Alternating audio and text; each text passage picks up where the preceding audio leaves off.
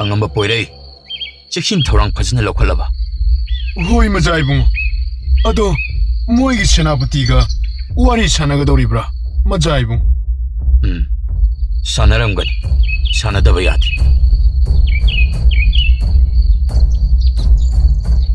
Somdana senapati do makoina san kangpota report sing haplaga purakliba do nongsalan mising mamangda paring oina khamlaga leiram majai bungo nongchup leipak ki senapati aina khurumjari hantak chahi gi report masida leijari Senapati nakoina ekhoi gi lebaga sibu Hasana usitrena ha.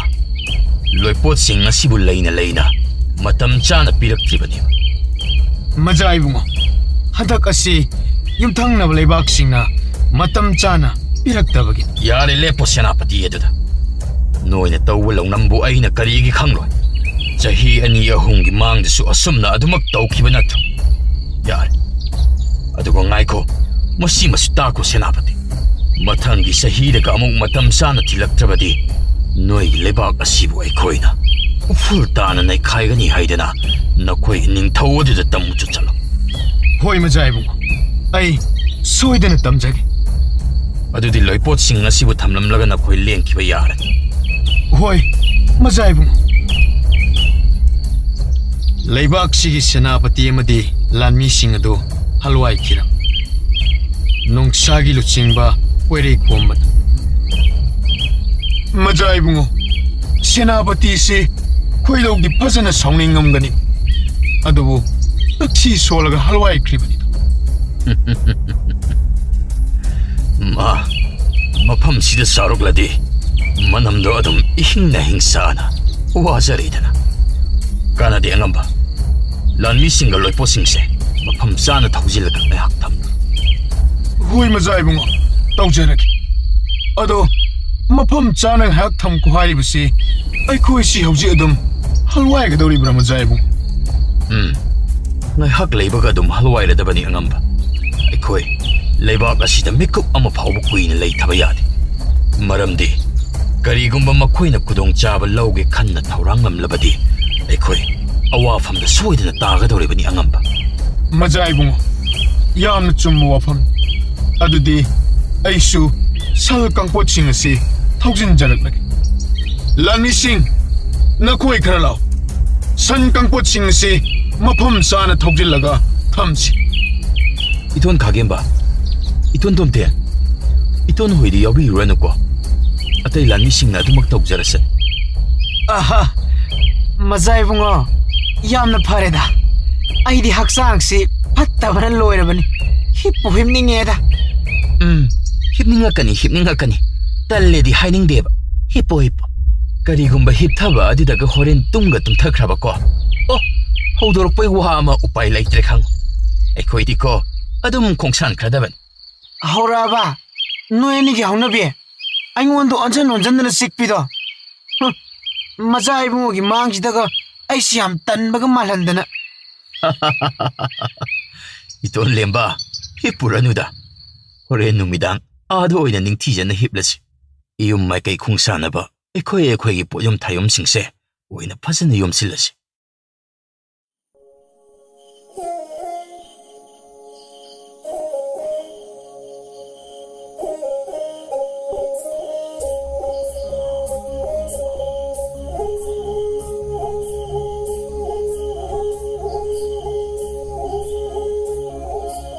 Ipu nasu amuk ta changjarake ba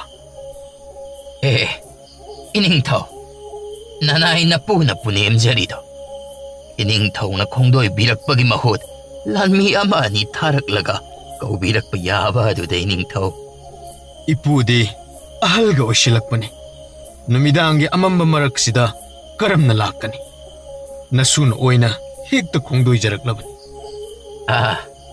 ining thau ado ining thau na napugi na akta numidang lakpa sibu kari karamba aruba wafambu leirabano ining thau kari tana sige thoidokpa wabudi natte daipo ngasi mifam sang manungda aikhoi lebak taret ase ꯄꯨꯟꯁꯤꯟꯕꯒꯤ ꯋꯥꯐꯝ ꯅꯁꯨꯅ ꯍꯧꯗꯣꯛꯆꯈ꯭ꯔꯦ ꯃꯁꯤ ꯋꯥꯐꯝ ꯑꯁꯤꯕꯨ ꯏꯄꯨꯗ ꯈꯪꯍꯟꯖꯅꯤꯡꯗꯅ ꯂꯥꯛꯆꯔꯤꯕꯅꯤ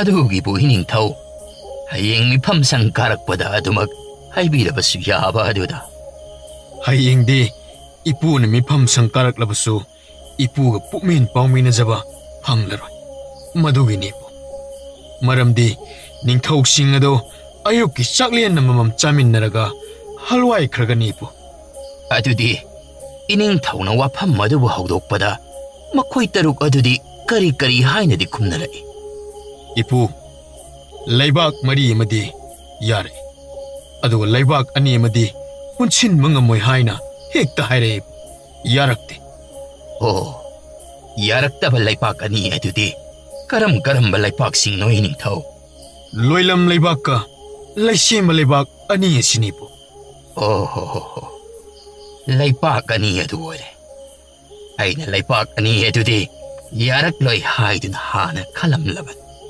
ꯑꯗꯨꯕꯨ ꯂꯩꯄꯥꯛ ꯑꯅꯤ ꯑꯗꯨꯗꯤ ꯂꯣꯏꯂꯝꯒ ꯂꯩꯁꯦꯝ ꯂꯩꯄꯥꯛ ꯑꯗꯨꯒ ꯑꯣꯏꯔꯦ ꯏꯅꯤꯡꯊꯧ ꯂꯩꯄꯥꯛ ꯑꯅꯤ ꯑꯗꯨꯗꯗꯤ ꯀꯔꯤ ꯍꯥꯏꯅꯗꯤ ꯄꯥꯎꯈꯨꯝ ꯄꯤꯕꯤꯈꯤ ꯏꯄꯨ ꯑꯁꯨꯝꯅ ꯄꯤꯈꯤ ꯅꯈꯣꯏ ꯑꯅꯤꯅ ꯄꯨꯟꯁꯤꯟꯕ ꯍꯥꯏꯕꯁꯤꯗ ꯌꯥꯗ꯭ꯔꯕꯁꯨ ꯑꯌꯥꯕ ꯂꯩꯕꯥꯛ ꯃꯉꯥ ꯑꯁꯤꯗꯤ ꯃꯁꯤ ꯈꯛꯇꯃꯛ ꯄꯨꯟꯁꯤꯟꯒꯅꯤ ꯍꯥꯏꯅ ꯌꯥꯝꯅ ꯐꯖꯔꯦ ꯏꯅꯤꯡꯊꯧ ꯌꯥꯝꯅ ꯐꯖꯔꯦ ꯑꯗꯨꯒ ꯌꯥꯝꯅꯁꯨ ꯐꯕ ꯂꯩꯄꯥꯛ ꯃꯆꯥ ꯇꯥꯕ ꯄꯥꯎꯈꯨꯝ ꯏꯅꯤꯡꯊꯧꯅ ꯄꯤꯕꯤꯈ꯭ꯔꯤꯕ ꯑꯗꯨꯕꯨ ꯄꯨꯟꯁꯤꯟꯒꯗꯧꯔꯤꯕ ꯂꯩꯄꯥꯛ ꯃꯉꯥꯒꯤ ꯊꯧꯔꯝ ꯊꯧꯗꯥ ꯑꯗꯨꯗꯤ ꯀꯔꯝꯕ ꯃꯇꯝꯗꯒꯤ ꯄꯥꯏꯈꯠꯄ ꯍꯧꯕꯤꯒꯅꯤ ꯏꯅꯤꯡꯊꯧ ꯏꯄꯨ ꯃꯁꯤꯒꯤ ꯄꯨꯟꯁꯤꯟꯕꯒꯤ ꯊꯧꯔꯝ ꯊꯧꯗꯥ ꯑꯁꯤ ꯑꯔꯥꯏꯕ ꯑꯃꯗꯤ ꯑꯣꯏꯗꯕꯅ ꯍꯧꯖꯤꯛꯃꯛꯀꯤ ꯑꯣꯏꯅꯗꯤ ꯄꯥꯏꯈꯠꯈꯤꯔꯣꯏ ꯏꯄꯨ ꯃꯇꯝ ꯈꯔ ꯂꯩꯔꯒ ꯑꯣꯏꯅ ꯄꯥꯏꯈꯠꯀꯤ ꯈꯟꯖꯩꯗꯨꯅ ꯁꯨꯅ ꯅꯄꯨꯅꯁꯨ ꯑꯗꯨꯝꯅ ꯄꯥꯏꯈꯠꯆꯍꯟꯅꯤꯡꯉꯤꯗꯣ ꯏꯅꯤꯡꯊꯧ ꯑꯗꯨꯕꯨ ꯏꯄꯨꯁꯨ ꯃꯁꯤꯒꯤ ꯂꯩꯕꯥꯛ ꯃꯉꯥ ꯄꯨꯟꯁꯤꯟꯕꯒꯤ ꯊꯧꯔꯝ ꯑꯁꯤ ꯌꯥꯎꯕꯤꯒꯗꯕꯅꯤꯀꯣ ꯏꯄꯨ ꯀꯩꯗꯧꯕꯒꯤ ꯌꯥꯎꯔꯣꯏꯗꯧꯔꯤꯕꯅꯣ ꯏꯅꯤꯡꯊꯧ ꯑꯗꯣ ꯏꯄꯨ ꯅꯁꯨ ꯅꯨꯄꯥ ꯑꯍꯜꯅ ꯅꯣꯡꯄꯣꯛ ꯂꯩꯕꯥꯛꯇ ꯂꯣꯏꯄꯣꯠ ꯂꯧꯕ ꯆꯠꯈꯤꯕ ꯑꯗꯨꯕꯨ ꯑꯣ ꯀꯔꯤꯁꯨ ꯈꯨꯗꯣꯡꯊꯤꯕ ꯅꯪꯂꯣꯏꯗ ꯆꯠꯈꯤꯕ ꯂꯥꯟꯃꯤꯁꯤꯡ ꯑꯗꯨꯁꯨ ꯑꯆꯝꯕ ꯂꯥꯟꯃꯤ ꯑꯃꯠꯇꯁꯨ ꯅꯠꯇꯦ ꯃꯗꯨꯒꯤꯁꯨ ꯃꯊꯛꯇ ꯑꯃꯨꯛ ꯅꯨꯄꯤ ꯂꯥꯟꯃꯤꯁꯤꯡ ꯑꯗꯨꯒ ꯊꯥꯔꯕꯗꯤ ꯂꯥꯟꯃꯤ 5,000ꯒꯤ ꯃꯊꯛꯇꯅꯤꯗꯣ ꯏꯅꯤꯡꯊꯧ ꯑꯗꯨꯕꯨꯗꯤ ꯆꯨꯝꯕ ꯏꯄꯨ ꯑꯗꯨꯗ ꯆꯍꯤ 15ꯒꯤ ꯃꯃꯥꯡꯗ ꯑꯩꯈꯣꯏ ꯂꯥꯡꯖꯤꯡ ꯄꯨꯔꯦꯜ ꯌꯥꯎꯅ ꯃꯈꯣꯏ ꯄꯨꯝꯅꯃꯛ ꯂꯩꯈꯤꯗꯕ ꯊꯧꯗꯣꯛꯇꯨ ꯃꯗꯨꯒꯨꯝ ꯊꯣꯛꯀꯗ꯭ꯔꯥꯅ ꯅꯁꯨꯅ ꯄꯥꯈꯠꯆꯕꯅꯤ ꯋꯥꯈꯜ ꯋꯥꯕꯤꯒꯅꯨ ꯏꯅꯤꯡꯊꯧ ꯊꯣꯏꯗꯣꯛꯄ ꯀꯔꯤꯁꯨ ꯇꯧꯔꯣꯏ ꯍꯧꯖꯤꯛ ꯐꯥꯎꯕ ꯑꯩꯈꯣꯏꯒꯤ ꯆꯠꯈꯤꯕ ꯂꯥꯟꯃꯤꯁꯤꯡ ꯀꯔꯤꯁꯨ ꯇꯧꯗ꯭ꯔꯤ ꯍꯣꯏ ꯏꯄꯨ ꯑꯗꯨꯝꯅꯕꯨ ꯊꯣꯛꯄꯨ ꯊꯣꯛꯇ꯭ꯔꯕꯗꯤ ꯌꯥꯝꯅ ꯐꯩ ꯏꯄꯨꯒ ꯑꯁꯨꯝ ꯋꯥꯔꯤ ꯉꯥꯏꯍꯥꯛ ꯋꯥꯇꯥꯏꯅꯕ ꯑꯁꯤ ꯅꯁꯨꯒꯤ ꯋꯥꯈꯜꯁꯤ ꯌꯥꯝꯅ ꯅꯨꯡꯉꯥꯏꯖꯩ ꯃꯤꯀꯨꯞ ꯑꯃꯇꯪ ꯑꯣꯏꯔꯕꯁꯨ ꯑꯋꯥꯕ ꯀꯣꯛꯆꯩ ꯍꯥꯏꯖꯔꯤꯕ ꯏꯄꯨ ꯑꯗꯨꯗꯤ ꯅꯁꯨ ꯑꯃꯨꯛ ꯈꯣꯡꯗꯣꯏꯖꯅꯕ ꯁꯦꯝ ꯁꯥꯖꯔꯒꯦꯗꯣ ꯏꯄꯨ ꯏꯅꯤꯡꯊꯧ ꯐꯒꯅꯤ ꯅꯄꯨ ꯑꯗꯨꯃꯛ ꯂꯩꯖꯍꯧꯔꯦꯀꯣ ꯊꯤꯟꯗꯣꯛꯆꯗ꯭ꯔꯦꯀꯣ ꯏꯅꯤꯡꯊꯧ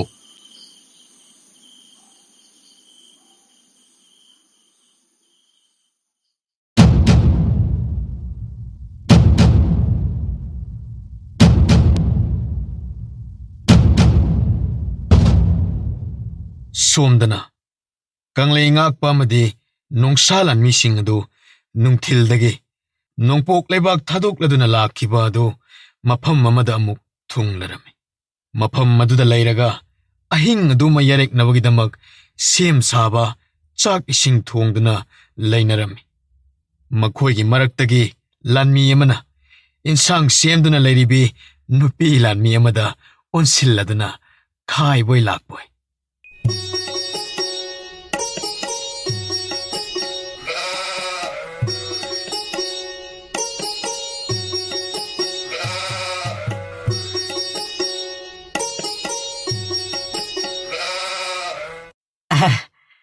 Ibima, nasak na tong na maro na ma ningtiza na sangkholiba.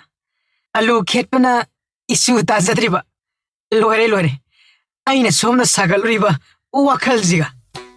Hera tada, thagat ki hairagana thagalo dum. Adudi natradana amuksu thagatlaga thadadana amuksu tauri. Aina ketpa alusi isu tadre hairabanina tahadana oina mahut sillaga ketpi batare ne ha. Natrane tasi. Mane. Itana hitre hairadi mating kok pangthokpi ai. Oh, ngamdre. Mina nungsi pami ek hairodi yasu yaroi dabada. Ngasai Lanmi naha nupa nupi sing sanariba wari sing si taraga. Nakal da leramba, tomthin, lemba, khagemba. Makhoi uhumudagi marakta khara chagat naba pamjaba khagemba na.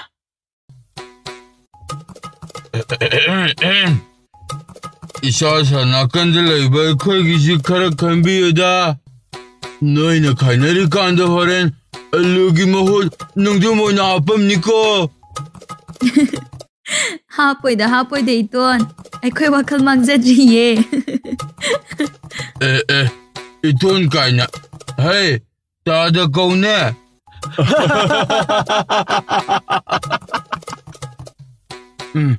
Da, ahan thangda ka henne yauzarnuko. Shopsajani. Se, maru marang alu tilhau loina sem saba loirabani. Thakchan grose. Adubune, noina thong thak ibadudi mahau le hello ko ibema. Adubudi ton. Horene, kupi sikai handoribani da. Sikhairoi da. Nang ta da sukhangida. Masina kubini, masina sadumni khandok pangamida ikoisu. Adu su chumine ton.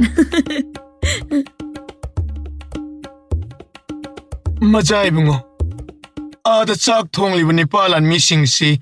O thong harauk tayamna. No kidana thongine. Angamba, tuong sinuda. Asiguma matamda mayam pullaga harau nungaiba no kebase. Yam tang thokpanina. No kusano. Adubudi yamna chummi majai bungo. Majai bungo. Aikoi ining thogi marup ahum madusu yaurine. Naha maya maraksida. Angamba, pagi hisugai khara pamjai haibani. Aduna yauri boiramganida. Yahe, ahal omse. Ado majai bungo. Aikoi gile poching se san kangpota haplaga purak labanina. Khongchat ase nong nini di chonta batarine. Hoi angamba. Nong nini di adu magchontarani. Ado angamba. Lepo singsi ning tijana senauko. Aikoi sana ko nong yaudriba faubadi kiriba thauri singase amata lokthokpa yade. Adubudi majai bungo.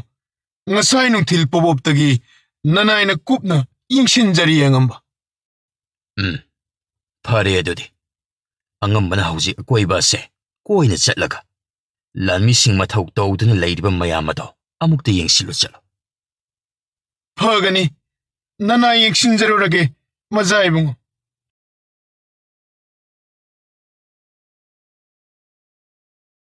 Mathangi numini.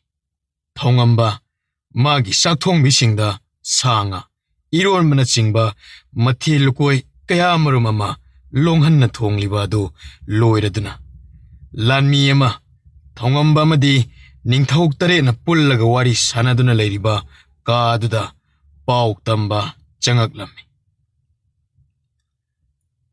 Iningtho nanaina punim jarido. Kari pauk leire lanmi Iningtho luk habira sido. Sakthong bisingna iningtho buluk hanabidamak tidok seragi haidina takpire. Tidok salamora iningtho. Hoi thialam ngehak leibaga aikoi su sanglak ladabani. Adudi nanai e amuk thoksero ki iningtho. Hoi itaw ning thoksing ngehak leibaga khoi luk haminarunaba tawrasiko.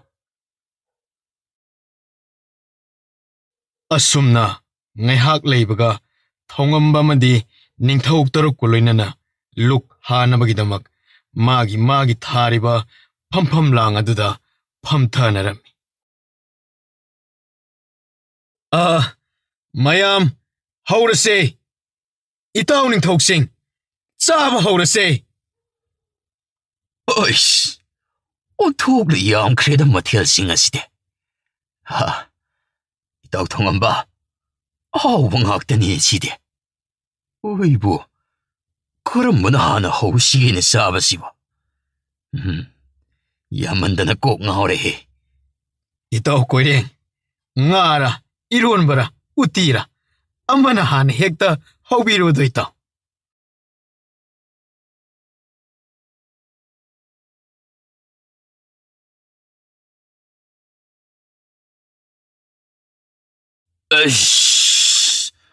Haure. Ngasidi pukkasi kaiba makai satare hairaga. Iyumai kai iramdam hekta pangkrage. itaw chabiyu okti pawa hapchara keda aikhogi itaw ning tho akuga itaw kembaga se ngarang numidang dagi uwa machet ama pawa ngang diba sibu kaido wi orge itaw Kaisu nuwaitaba tawdeda itaw. Wayam na ngang se. Talaba. Aduda ngang draba itaw. kaidida itaw uwa yam ngang naga hakchang chokthanaban Mani itaw. Itaw ning thok thong amana haibiraba do. Yamna chumi. Aduna isu ngangedabani. Makhoi ani se aina ngarang wafam ama hawdokluba aduda aingonda kharadi sauning ni bajani da kai kandabada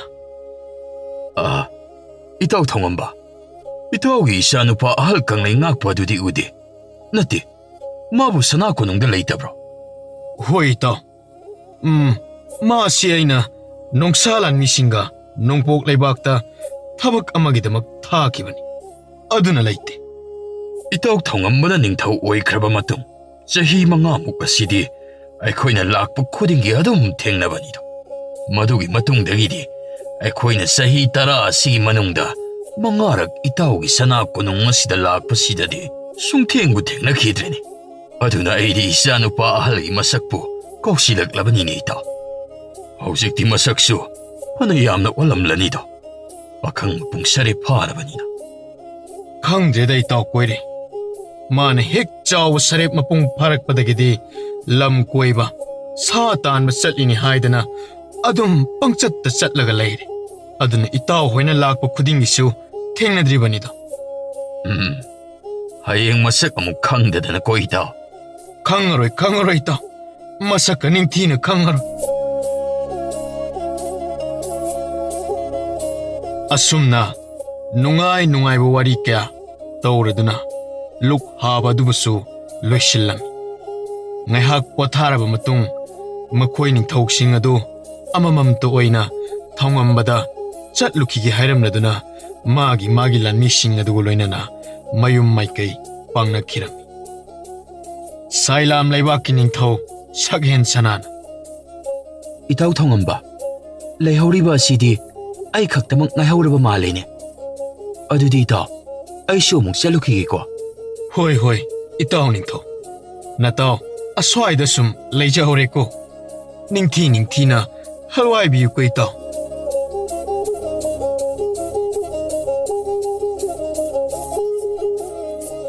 numit marini gi matung loipot purak laduna halwai rakliba kanglei ngak pamadi nungsalan mising adu lamsang lakpagi waraduna mafam mamada pulap potharaga leirami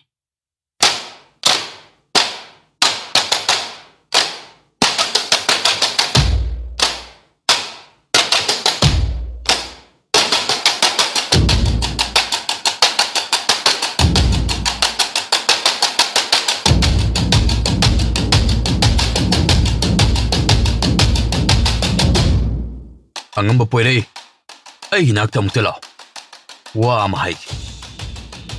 Mazai bungo kari takpigadaba Ay khoi gilan mi marakta satan bahaiba kiyam yawi. mazai bungo ayambana di loina hainabani Adudi makhoi gilan mi sing adugi maraktagi kunthra mukhanga. Aduga lan mi tara na khongbu oiraga satan ba anak paswai sida thako. Do ngamba ꯌꯥꯝꯅ ꯄꯪꯂꯥꯞ ꯂꯥꯞꯅꯗꯤ ꯆꯠꯈꯤꯅꯨ ꯈꯪꯍꯜꯂꯨꯀꯣ ꯐꯒꯅꯤ ꯃꯆꯥ ꯏꯕꯨꯡꯉꯣ ꯅꯅꯥꯏꯅ ꯐꯅꯕ ꯄꯨꯝꯅꯃꯛ ꯁꯤꯟꯖꯔꯒꯦ खरा थुर नुमितसि लैथखिबना हानख्रबदि सा अमुक फाबा नंहरोय ngam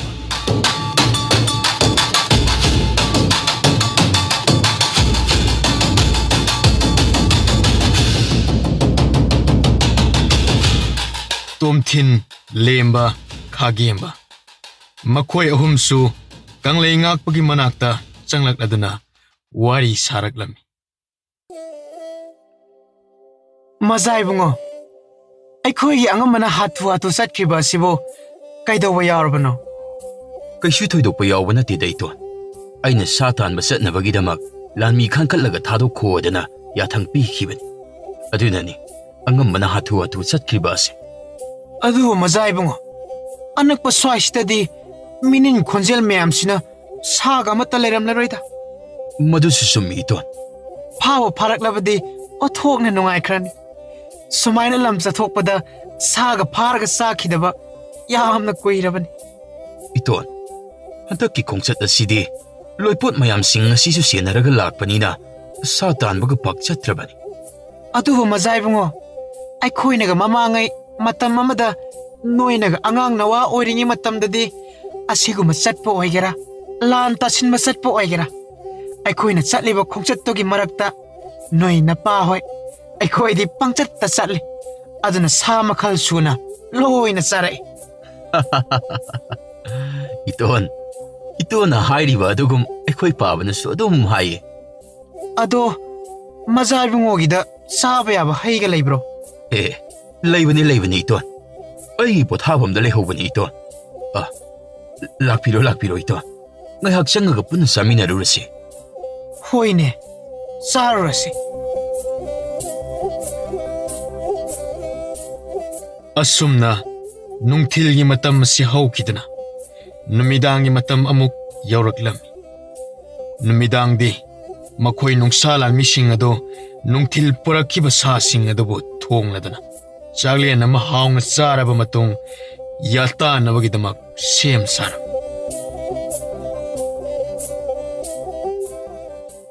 इता आई कइनोमा हाइगेना हायो इता अखोइगी मजा इबुंगोसे यामना फैको अखोइ नुपी लानमिसिंगसी नुमिदांगी मतमदा लैरिबा अकोइबसिंग कासे अखोइदा ngak सिलनबगी मथौगा तौहंदेको होइने हाइगुमदना करियमते हेक हाइरक्तेको अदुबुदी वा खंगबा मजा इबुंगोनी अदुननि इता अदो नुपा लानमिसिंगना हयेंदी अखोइसे इराइबाग इरमदम यौरनी हाइदना हाइना होई इतासिंग अदुना ngana tumnaba tawsiko होय होय तुमसिंगना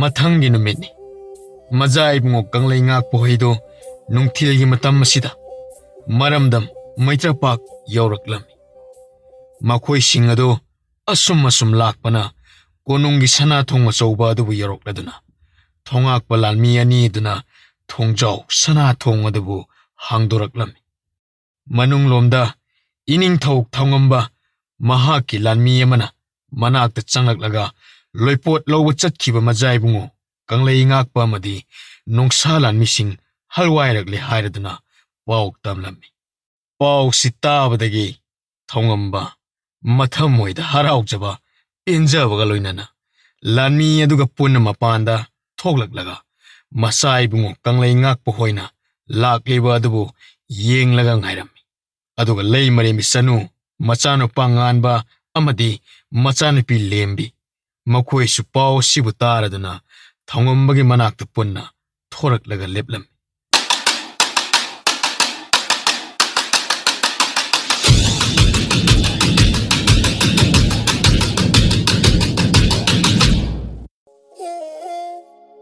kanglei ngakpa angamba poirei khomba nakhoina tekta kaidana yorokpa si yamna nungai ining thau ai khoi tekta kaidana halwai jarakle baba nongpok lepa ki ning thau singse mangak yamna kal ai khoida pirak na buloi pot sing adu leina thoi makki thilak taban ꯑꯗꯨꯅ ꯅꯆꯥꯅ ꯑꯁꯥꯎ ꯄꯔꯩ ꯆꯦꯜꯂꯛꯂꯗꯨꯅ ꯑꯍꯤꯡ ꯑꯃꯗ ꯃꯈꯣꯏꯒꯤ ꯈꯨꯜ ꯀꯨꯟꯂꯣꯝꯗꯤ ꯂꯣꯏꯅꯃꯛ ꯃꯩꯅ ꯇꯨꯝꯅ ꯊꯥꯔꯗꯨꯅ ꯃꯤꯆꯝ ꯃꯤꯌꯥꯝꯁꯤꯡ ꯑꯗꯨꯁꯨ ꯐꯨꯗꯔꯒ ꯅꯩꯈꯥꯏꯔꯝꯂꯕꯅꯤ ꯄꯥꯕ. ꯐꯩ. ꯑꯗꯨꯝꯅ ꯇꯧꯒꯗꯕꯅꯤ. ꯃꯈꯣꯏꯒꯤ ꯅꯤꯡꯊꯧꯁꯤꯡ ꯑꯗꯨ ꯃꯃꯥꯡꯗꯒꯤꯁꯨ ꯃꯄꯥ ꯃꯄꯨ ꯍꯥꯛꯇꯛꯇꯒꯤ ꯃꯉꯛ ꯀꯟꯕꯒꯤ ꯍꯩꯅꯕꯤꯁꯦ ꯂꯣꯏꯅꯔꯛꯂꯕꯅꯤ. ꯐꯔꯦ. ꯑꯗꯨ ꯂꯣꯏꯄꯣꯠꯇꯤ ꯀꯔꯝꯕ ꯃꯇꯝꯗ ꯄꯤꯔꯛꯏ? ꯑꯩꯅ ꯂꯣꯏꯄꯣꯠ ꯄꯤꯔꯛꯅꯕꯒꯤꯗꯃꯛ ꯁꯒꯣꯜ ꯄꯥꯎ ꯊꯥꯈꯤꯕꯅꯤ. ꯑꯗꯨꯕꯨ ꯄꯤꯔꯛꯇꯦ ꯅꯨꯃꯤꯠ ꯑꯗꯨꯁꯨ. ꯃꯗꯨꯒꯤ ꯅꯣꯡꯉꯥꯟꯕꯒꯤ ꯅꯨꯡꯊꯤꯜ ꯄꯣꯕꯣꯞ ꯑꯗꯨꯋꯥꯏꯗ ꯄꯤꯔꯛꯀꯦ ꯍꯥꯏꯗꯨꯅ ꯇꯝꯂꯛꯂꯤ. ꯃꯗꯨꯗꯒꯤꯗꯤ ꯅꯆꯥꯅ ꯑꯍꯤꯡ ꯑꯗꯨꯗ ꯈꯨꯜ ꯀꯨꯟꯂꯣꯝ ꯅꯩꯈꯥꯏꯔꯨꯕ ꯑꯗꯨꯗꯒꯤꯗꯤ ꯅꯣꯡꯉꯥꯟꯕꯒ ꯑꯗꯨꯝ ꯊꯤꯜꯂꯛꯏ ꯄꯥꯕ. ꯐꯔꯦ ꯐꯔꯦ. ꯅꯈꯣꯏꯅ ꯑꯁꯣꯏ ꯑꯉꯥꯝ ꯌꯥꯎꯗꯅ ꯍꯜꯂꯛꯂꯤꯕ ꯑꯁꯦ ꯌꯥꯝꯅ ꯐꯔꯦ. ꯑꯗꯨꯗꯤ ꯅꯈꯣꯏꯅ ꯄꯨꯔꯛꯂꯤꯕ ꯁꯅꯥ ꯂꯨꯄꯥꯁꯤꯡ ꯑꯁꯦ ꯃꯥꯒꯤ ꯃꯐꯝꯗ ꯃꯐꯝ ꯆꯥꯅ ꯐꯖꯅ ꯊꯝꯖꯤꯜꯂꯨ. ꯑꯗꯨꯒ ꯐꯧꯁꯤꯡ ꯑꯗꯨꯗꯤ ꯍꯥꯟꯅꯅ ꯂꯣꯏꯅ ꯍꯩꯗꯣꯛꯂꯒ ꯑꯃꯨꯛꯇ ꯌꯦꯡꯉꯨ. ꯍꯨꯒ ꯇꯩꯔꯛꯄ꯭ꯔꯥ ꯎꯆꯦꯛꯇ ꯍꯥꯟꯅ ꯄꯤꯖꯔꯒ ꯌꯦꯡꯒꯗꯕꯅꯤꯀꯣ. ꯄꯨꯁꯤꯜꯂꯁꯨ ꯀꯣꯠꯇꯗꯤ ꯍꯩꯔꯨꯈꯤꯅꯨ. ꯅꯥꯀꯜꯗ ꯄꯩꯁꯤꯜꯂꯒ ꯊꯝꯒꯗꯕꯅꯤ. ꯏꯅꯤꯡꯊꯧ, ꯐꯧ ꯍꯩꯗꯣꯛꯄꯒꯤ ꯊꯕꯛꯁꯦ ꯉꯁꯤꯃꯛ ꯍꯦꯛꯇ ꯄꯥꯡꯊꯣꯛꯆꯧ ꯍꯥꯏꯕ꯭ꯔꯥ? ꯑꯉꯝꯕ, ꯉꯁꯤ ꯇꯧꯔꯅꯨ. ꯂꯝꯁꯥꯡ ꯍꯜꯋꯥꯏꯔꯛꯄꯒꯤ ꯋꯥꯔꯝꯂꯅꯤ. ꯄꯣꯊꯥꯖꯔꯨꯔꯣ. ꯌꯥꯝꯅ ꯅꯨꯡꯉꯥꯏꯖꯔꯦ ꯅꯤꯡꯊꯧ. ꯑꯩꯈꯣꯏ ꯂꯥꯟꯃꯤꯁꯤꯡꯅ ꯄꯥꯝꯖꯕꯗꯃꯛ ꯍꯥꯏꯕꯤꯔꯛꯄ ꯑꯁꯤ. ꯑꯗꯨꯗꯤ ꯄꯨꯔꯛꯂꯤꯕ ꯂꯣꯏꯄꯣꯠꯁꯤꯡ ꯑꯁꯤ ꯊꯝꯂꯨꯔꯒ ꯌꯨꯝꯗ ꯑꯗꯨꯝ ꯍꯜꯋꯥꯏꯖꯈ꯭ꯔꯣꯀꯣ. ꯍꯣꯏ ꯅꯤꯡꯊꯧ, ꯅꯅꯥꯏ ꯊꯝꯖꯔꯨꯔꯒꯦ. ꯑꯗꯨꯒ ꯏꯄꯥꯒꯤ ꯀꯪꯂꯩ, ꯅꯣꯏꯒꯤ ꯏꯇꯣꯟ ꯇꯣꯝꯊꯤꯟ ꯂꯦꯝꯕ ꯍꯣꯏꯗꯨꯗꯤ ꯌꯥꯍꯧꯍꯜꯂꯨꯔꯅꯨ ꯀꯣꯏꯕꯨꯡꯉꯣ. ꯑꯩꯒꯤ ꯅꯥꯛꯇ ꯑꯣꯏꯅ ꯂꯥꯛꯑꯣ ꯍꯥꯏꯔꯝ.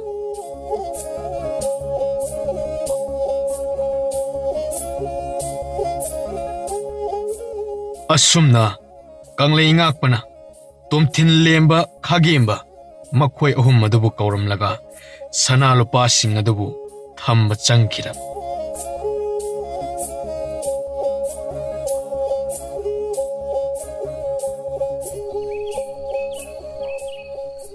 ꯑꯣꯍꯣ, ꯂꯦꯡꯁꯤꯟꯕꯤꯔꯛꯎ ꯏꯇꯥꯎꯁꯤꯡ. ꯍꯛꯆꯥꯡ ꯈꯔ ꯇꯦꯛꯈꯠꯅꯕ ꯃꯍꯤ ꯃꯅꯥꯏ ꯈꯤꯇ ꯊꯛꯆꯤꯜꯂꯨꯁꯤ. ꯏꯇꯥꯎ ꯅꯤꯡꯊꯧ, ꯃꯗꯨꯃꯛꯅꯤ ꯅꯇꯥ ꯑꯩꯈꯣꯏꯅ ꯄꯥꯝꯖꯕꯁꯨ. ꯑꯗꯣ ꯉꯥꯏꯈꯣꯅꯦ ꯏꯇꯥꯎ. ꯅꯠꯇꯦꯕ, ꯅꯍꯥꯟ ꯅꯣꯡꯄꯣꯛ ꯂꯩꯕꯥꯛ ꯆꯠꯂꯝꯗꯥꯏ ꯑꯗꯨꯗꯕꯨ ꯑꯩꯒꯤ ꯅꯥꯛꯇ ꯆꯪꯂꯝꯗ꯭ꯔꯤ ꯀꯩꯒꯤꯅꯣꯕ? ꯇꯨꯃꯤꯟꯅꯒ ꯍꯨꯔꯥꯟꯕꯒꯤ ꯃꯑꯣꯡꯗꯒ ꯆꯠꯈ꯭ꯔꯤꯕ ꯑꯗꯨꯕꯨ ꯀꯔꯤꯒꯤꯅꯣ ꯏꯇꯥꯎ? ꯑꯗꯨꯝ ꯎꯅꯔꯒ ꯂꯩꯕ ꯑꯗꯨꯗ ꯏꯇꯥꯎ ꯀꯔꯤꯃꯠꯇ ꯍꯥꯏꯔꯝꯗꯕꯅꯤ. ꯑꯗꯨꯕꯨꯗꯤ ꯀꯔꯤꯁꯨ ꯂꯩꯇꯦꯗ. ꯑꯗꯨꯅ ꯑꯃꯨꯛ ꯀꯔꯤ ꯋꯥꯈꯜꯂꯣꯅꯣꯕ? ꯑꯁ, ꯉꯥꯡꯗꯅ ꯑꯃꯨꯛ ꯂꯩꯍꯦ ꯏꯇꯥꯎ. ꯑꯗꯨꯏ ꯁꯔꯨꯛ ꯍꯩ ꯃꯍꯤ ꯂꯩꯔꯗꯤ ꯈꯤꯇ ꯊꯨꯅ ꯄꯨꯊꯣꯔꯛꯑꯣꯕ. ꯊꯛꯅꯤꯡꯕꯅ ꯉꯥꯎꯔꯦꯗ. ꯉꯥꯎꯅꯤ ꯅꯣꯏ. ꯍꯥꯏ ꯆꯥꯎꯊꯣꯏ, ꯑꯩꯒꯤ ꯏꯇꯥꯎ ꯑꯍꯨꯝꯁꯤꯒꯤ ꯍꯩꯅꯧ ꯃꯍꯤ ꯁꯦꯝꯂꯒ ꯑꯃꯨꯛꯇ ꯄꯨꯊꯣꯔꯛꯎ. ꯍꯥꯏ ꯐꯖꯅ ꯅꯤꯡꯊꯤꯅ ꯇꯛꯈꯥꯏꯔꯒ ꯁꯦꯝꯍꯧꯏꯀꯣ. ꯐꯒꯅꯤ ꯅꯤꯡꯊꯧ, ꯅꯅꯥꯏ ꯊꯨꯅꯃꯛ ꯁꯦꯝꯂꯒ ꯄꯨꯊꯣꯛꯆꯔꯛꯂꯒꯦ. ꯑꯗꯣ ꯏꯇꯥꯎ ꯑꯍꯨꯝ, ꯀꯨꯏꯗ꯭ꯔꯦꯅꯦꯀꯣ ꯑꯩꯈꯣꯏꯅ ꯅꯣꯡꯆꯨꯞ ꯂꯩꯕꯥꯛꯇ ꯂꯥꯟꯗꯥꯕ ꯆꯠꯀꯗꯕ. ꯃꯗꯨꯗ ꯑꯣꯏꯅ ꯑꯩꯈꯣꯏ ꯃꯔꯤ ꯐꯖꯅ ꯄꯨꯜꯂꯁꯤ. ꯍꯣꯏꯅꯦ, ꯑꯩꯈꯣꯏꯁꯨ ꯅꯣꯡꯆꯨꯞ ꯂꯩꯄꯥꯛꯇ ꯑꯃꯨꯛꯀ ꯆꯠꯅꯤꯡꯉꯤ ꯏꯇꯥꯎ. ꯃꯃꯥꯡꯉꯩ ꯑꯃꯨꯛꯇꯪ ꯆꯠꯂꯨꯕ ꯑꯗꯨꯗꯤ ꯃꯈꯣꯏꯒꯤ ꯂꯝꯒꯤ ꯃꯑꯣꯡꯒ ꯂꯣꯏꯅ ꯀꯥꯎꯈ꯭ꯔꯦꯗ. ꯍꯣꯏ ꯏꯇꯥꯎ, ꯑꯗꯨꯅ ꯂꯥꯟꯃꯤ ꯑꯅꯧꯕ ꯈꯔꯒꯤ ꯊꯥꯡ ꯀꯟꯅ ꯁꯦꯝꯂꯤꯕꯅꯤ. ꯑꯗꯣ ꯏꯇꯥꯎꯅ ꯃꯗꯨꯕꯨ ꯈꯔ ꯆꯪꯂꯒ ꯑꯃꯨꯛꯇꯪ ꯌꯦꯡꯁꯤꯟꯕꯤꯔꯝꯗꯕ ꯌꯥꯗ꯭ꯔꯦꯀꯣ ꯏꯇꯥꯎ. ꯌꯦꯡꯒꯦ ꯏꯇꯥꯎ. ꯑꯗꯣ ꯄꯣꯊꯥꯕ ꯑꯣꯏꯅ ꯍꯥꯟꯅ ꯉꯥꯛꯇꯕꯨ ꯍꯤꯞꯈꯤꯒꯦꯗ ꯑꯩꯗꯤ.